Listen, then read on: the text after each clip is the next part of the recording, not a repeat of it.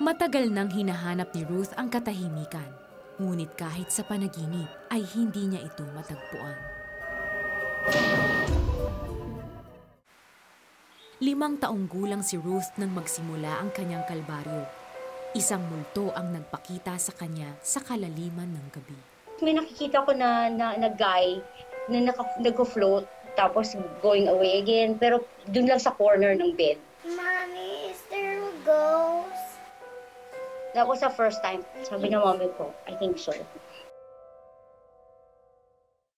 Magmula noon ay nanahan na ang takot kay Ruth, kaya't patuloy siyang ginambala ng masasamang espiritong nasa paligid lamang.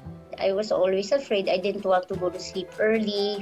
I felt like I was the only one that was having that experience. So parang ayoko naman na I will bombard others.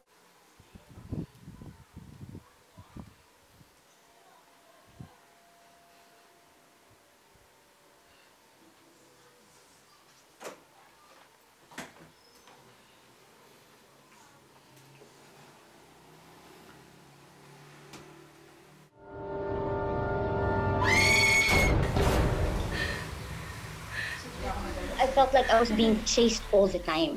I will go through the doors. Siyempre, insecure ka. And then I don't know how to help myself, or I don't know who to consult for. Kasi nobody understands. Alam mo yun. Doon ay kanyang idinulog sa Diyos ang hindi maipaliwanag na karanasan. I'm just thinking, Lord, there must be something more. If you're real, can you just take care of me? Because I'm feeling really tired. Sa pagsambit ng panalangin iyon, kinabukasan ay tumugon ang Diyos sa pagdating ng kanyang mensahero. A pastor came to our house. So siya po yung kapatid ko si Rose, yung sinishare ko sa inyo. He said to me, you know, Jesus wants to take care of you. So exactly what I prayed for that night. And then that same day, I became a Christian. Isinuko ni Ruth ang buhay sa Panginoon. Simula noon ay nabura ang lahat ng kanyang takot at natutong magpalayas ng mga demonyo gamit ang makapangyarihang pangalan ni Jesus. When I accepted Jesus as my Lord and Savior, I had that peace. And all of a sudden, I realized I have an identity. I said to the Lord, Lord, take my imaginations, take my dreams, take my thoughts captive to obey you. Ang apoy na dulot ng mainit na pagsamba sa Diyos ang naging sandata ni Ruth laban sa mga pananakot ng demonyo. Naging masigasig din siya sa pagpapahayag sa iba ng tungkol sa kapayapaan at kaligtasang natagpuan kay Kristo.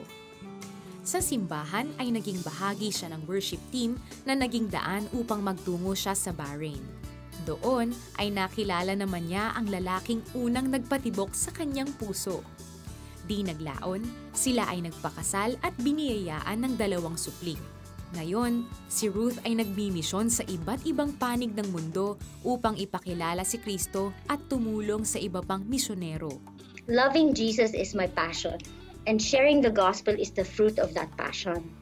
I want people to know that there is peace. I want people to know that there is a Father who loves them. Si Ruth na dating bihag ng takot ay instrumento na ngayon ng Diyos sa pagsasagawa ng inner healing at pagpapahayag ng mga propesiya. Kabilang din siya sa grupo ng misyonerong si Heidi Baker at aktibo sa pagtulong sa mga humanitarian organizations. The enemy will always want you afraid. But once you fall in love with a person, with Jesus, you don't really care what it is around you anymore. My eyes are so focused on Him, and I knew that I was saved.